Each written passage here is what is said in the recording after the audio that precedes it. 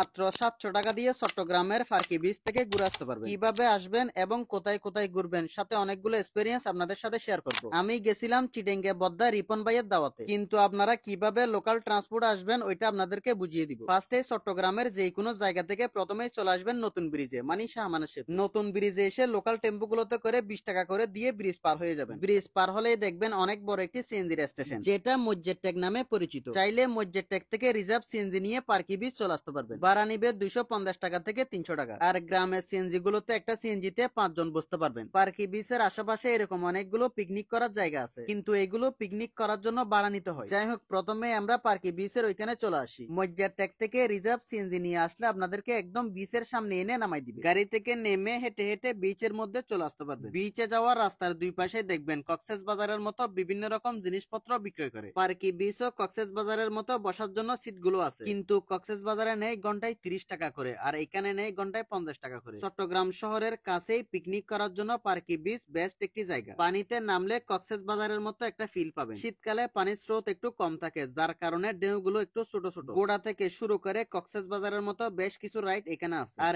এইখানের ব্যবসায়ীরা কক্সেস বাজারের ব্যবসায়ী থেকে কোনো অংশেই কম নয়। তাই কোনো কিছু করার আগে দরদাম করে নিবেন। বিচের মধ্যে চাইলে কার চালাইতে পারবেন। 200 টাকা দিয়ে নাকি নিজে কার ড্রাইভিং করতে পারবো, তাই ভাবলাম যে একটু কার চালাই দেখি। জিনিসটা কিন্তু খারাপ না, এমনিতে 500 টাকা না 1000 টাকা দিলেও কার স্টার্টিং পয়েন্ট কাউকে দেন। নতুন কেউ হলে তো আর কোনো কথাই নেই। বিচের মধ্যে কার চালিয়ে ভালোই মজা পেলাম। 200 টাকা দিয়ে কার চালানোর বিষয়টা খারাপ ছিল না। ঘোরাঘুরি শেষ করে আমরা আবার আমাদের পিকনিক স্পটে চলে আসি। এই পিকনিকের মধ্যে সিটেঙ্গে বদ্দা রিপন ভাই কোনো কিছুরই কমতি রাখে নাই। ছোট্ট বাচ্চাদের থেকে শুরু করে বড়দের জন্য পর্যন্ত নানা রকম গেমের আয়োজন করেছে। আর উল্টা পাল্টা চাকি মেরে আমি একটা গিফট পেয়ে যাই। আর আমাদের সাথে ছিল চট্টগ্রামের এভারেজ জয়ী বাবর ভাই। ছোট বড় সবার জন্য অনেক সুন্দর সুন্দর খেলনার আয়োজন করেছে, সাথে ছিল ভরপুর খাওয়া দাওয়ার ক্ষেত্রে আমাদের আরিফ ভাইয়ের কোনো আলসি নাই। খাবার শেষে ছিল সবার জন্য মালাইসা, আর আসার সময় সিটেঙ্গে বদ্দা রিপন ভাইয়ের পক্ষ থেকে বিশেষ গিফট। এক কথায় আমাদের রিপন ভাই অনেক সুন্দর একটি পিকনিকের আয়োজন করেছে। আপনারা চাইলে আমার প্ল্যান মতো 700 টাকা বাজেট করে পার্কি বিচে পুরা দিনের একটা ট্যুর দিতে পারবেন।